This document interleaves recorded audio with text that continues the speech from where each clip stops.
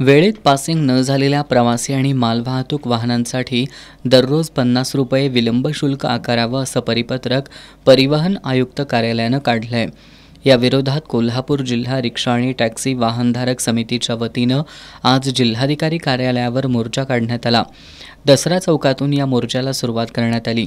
वाहनधारक आपल्या वाहनांसह या मोर्चात सहभागी झाले होते।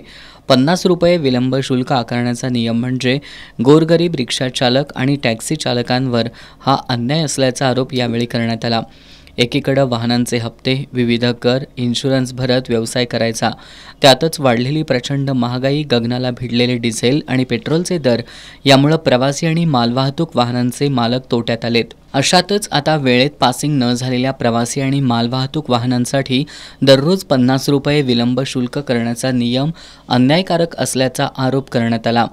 जोपर्यंत पासिंगचा अन्यायी दंड रद्द होत नाही तोपर्यंत जन आंदोलन सुरूच ठेवण्याचा इशारा यावेळी देण्यात आला। त्याच्यावर हायकोर्टमध्ये स्टे होता।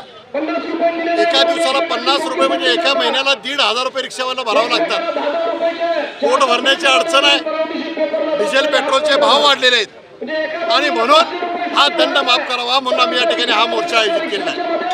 महाराष्ट्र शासनानं आर्थिकदृष्ट्या मागा असणाऱ्या रिक्षावाल्यांना कल्याणकारी योजना सुरू करावी व चालकांना असंघटित कामगार म्हणून घोषित करावं, यासाठी हा मोर्चा आहे। सरकार जोपर्यंत हा दंड रद्द करत नाही तोपर्यंत हे जन आंदोलन सुरू राहणार। या मोर्चात शिवसेनेचे उपनेते संजय पवार, बाबा इंदुलकर, सतीशचंद्र कांबळे, चंद्रकांत भोसले, राजू जाधव, आम आदमी पार्टीचे संदीप देसाई यांच्यासह विविध पक्षाचे पदाधिकारी, विविध वाहतूक संघटनांचे पदाधिकारी मोर्चात सहभागी झाले होते।